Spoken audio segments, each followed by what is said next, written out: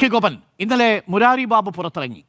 ഇനി ഓരോ ദിവസങ്ങളിലായി സുധീഷ് കുമാർ, പത്മകുമാർ, വാസു, ഭണ്ഡാരി, ഗോവർദ്ധൻ എല്ലാവരും പുറത്തിറങ്ങും. ഈ കേസിൽ തൊണ്ടി മുതൽ കണ്ടെത്താനാവാതെ ഇപ്പോൾ SIT ഉഴലുകയാണോ? SITയിൽ വിശ്വാസമർപ്പിച്ച് SIT മികച്ച രീതിയിൽ അന്വേഷണം നടത്തുന്നു എന്ന് അഭിപ്രായപ്പെടുന്ന LDFന് SITക്ക് വീഴ്ച പറ്റിയെന്നൊരു അഭിപ്രായമുണ്ടോ? പ്രതിപക്ഷത്തിന് അങ്ങനെ ഒരു അഭിപ്രായമുണ്ട്.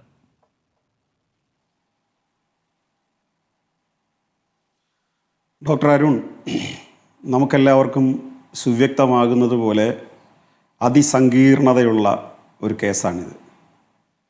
ഒരു കൊലപാതക കേസ് പോലെയോ ഒരു മർദ്ദന കേസ് പോലെയോ ഒരു പീഡന കേസ് പോലെയോ പെട്ടെന്ന് വെളിവാക്കപ്പെടുന്നതല്ല.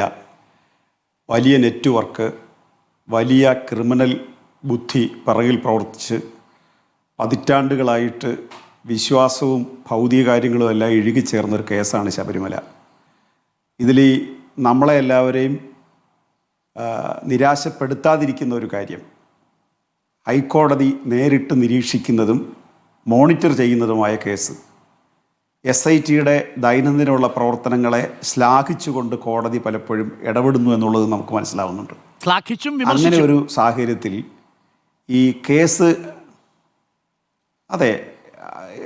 ദൗർബല്യമുള്ളപ്പോൾ വിമർശിക്കുന്ന സ്വഭാവവും കാണിക്കുന്നുണ്ട്. കാരണം എങ്കിലല്ലേ ശ്ലാഘിക്കുന്നതിന് പ്രസക്തി കൂടുകയുള്ളൂ.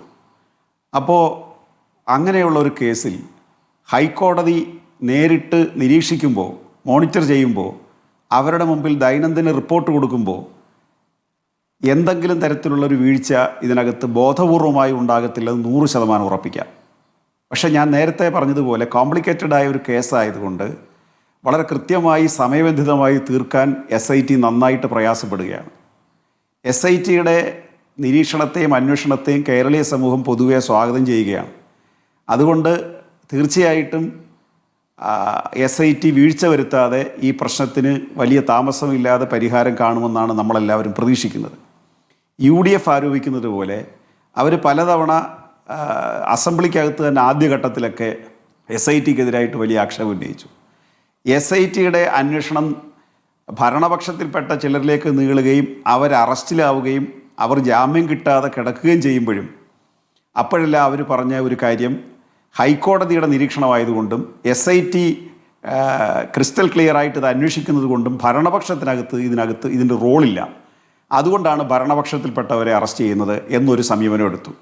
പക്ഷേ ഇങ്ങനെയുള്ള സന്ദർഭങ്ങളിൽ അവർ SITയെ കുറ്റപ്പെടുത്തുന്നുമുണ്ട്. അപ്പോൾ ഇരട്ടത്താപ്പാണിത്. ഭരണപക്ഷത്തിൽപ്പെട്ടവരെ അറസ്റ്റ് ചെയ്താൽ ഗവൺമെൻറ്റിന് അതിനകത്ത് കാര്യമൊന്നുമില്ല, അത് കോടതി ചെയ്യുന്നതാണ്. എന്നാൽ തിരിച്ചൊരു കാര്യം ഉണ്ടായിക്കഴിഞ്ഞാൽ അത് SIT ബോധപൂർവം ചെയ്യുന്നതാണ്. ഇത് രണ്ടും കൂടെ പൊരുത്തപ്പെടത്തില്ല. അപ്പോൾ SITയുടെ അന്വേഷണത്തിൽ വിശ്വാസം അർപ്പിക്കുകയും പ്രതീക്ഷ അർപ്പിക്കുകയും അതിനാവശ്യമായ സഹായങ്ങളും സപ്പോർട്ടും കൊടുക്കുക എന്നുള്ളതാണ് കേരളീയ സമൂഹം പൊതുവെ ചെയ്യേണ്ടത്. ശരി, അതല്ലാതെ ഒരു കാര്യം രണ്ടാമത് EDയുമായി ബന്ധപ്പെട്ട് ഞാൻ EDയിലേക്ക് വരാം. 90 ദിവസമായിട്ടും കുറ്റപത്രം സമർപ്പിക്കാതിരിക്കുന്ന സാഹചര്യത്തിൽ SITയുടെ അന്വേഷണത്തിൽ നിങ്ങൾക്ക് ആശങ്കയില്ലേ?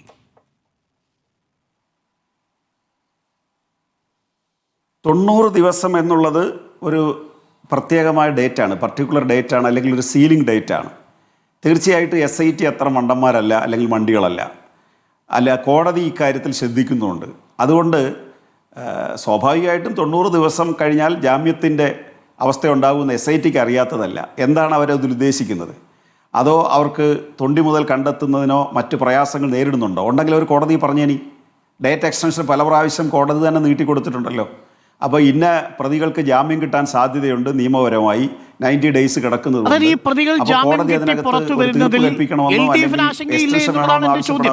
സാങ്കേതികമായി അല്ല, അത് ഇല്ലാതില്ല.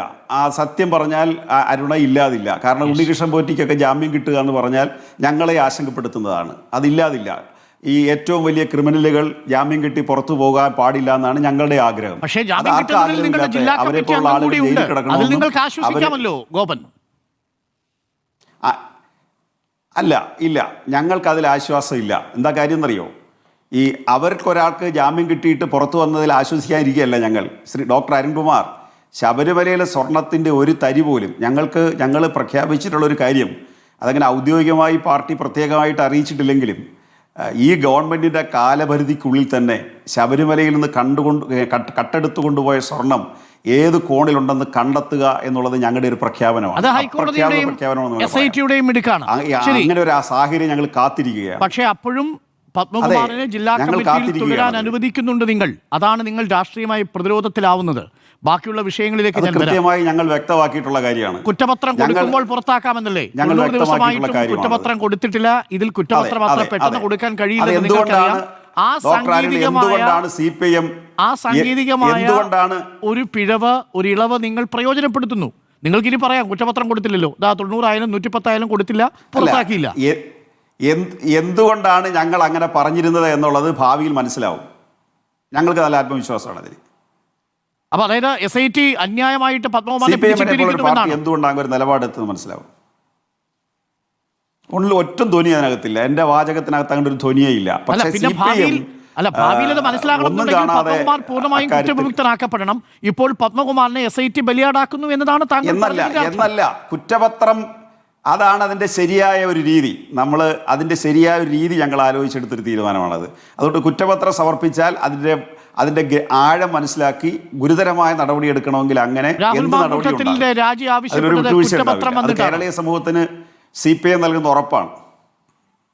രാഹുൽ മാങ്കൂട്ടത്തിൻ്റെ കേസ് പച്ചയായി വെളിവാക്കപ്പെട്ടൊരു സംഭവമാണ്. ഇത് അന്വേഷിച്ച് കുറ്റപത്രത്തിൽ വരേണ്ടതാണ്. മറ്റേത് പൊതുജനത്തിൻ്റെ മുമ്പിൽ പകൽ പോലെ കരതലാമലകം പോലെ വ്യക്തമായ ഒരു കാര്യമാണ്. ഇത് ഉദിച്ചു നിൽക്കുന്നത് സൂര്യൻ അല്ലെങ്കിൽ ഇപ്പോൾ ഉദിച്ചു നിൽക്കുന്ന ചന്ദ്രൻ എന്ന് മനുഷ്യർക്ക് മനസ്സിലാവുന്നത് പോലെ വ്യക്തമായ ഒരു കാര്യമാണ്. കാര്യത്തിൽ ആരോപണം വരുമ്പോൾ അത് പൊതുസമൂഹത്തിന് ബോധ്യപ്പെട്ട വിഷയമാവുകയും എന്നാൽ നമുക്ക് ഇഷ്ടമുള്ളൊരു കാര്യം വരുന്ന സമയത്ത് അത് ഇതുവരെയും അനാവൃതമാകാത്ത കാര്യമാവുകയും ചെയ്യുന്നു എന്നുള്ള ശാഠ്യം ശരിയല്ലല്ലോ. നമുക്ക് ഒറ്റ നിലപാടല്ലേ അക്കാര്യത്തിൽ പാടുള്ളൂ. അവിടെ കുറ്റപത്രം സമർപ്പിച്ചിട്ട് രാഹുലിന്റെ രാജ്യം ആവശ്യപ്പെടാമെങ്കിൽ അപ്പോൾ ഒരു നിലപാടേ ഉള്ളൂ. കേസിന്റെ കോണ്ടക്സ്റ്റ് വ്യത്യസ്തമാണ്, കേസിന്റെ സ്വഭാവം വ്യത്യസ്തമാണ്. ക്രിമിനൽ അത് രണ്ട് കാര്യത്തിന് നമ്മൾ ഒരുമിച്ച് സമീകരിക്കാൻ പരിശ്രമിക്കുന്ന അപകടം ചെയ്യും. ശരി.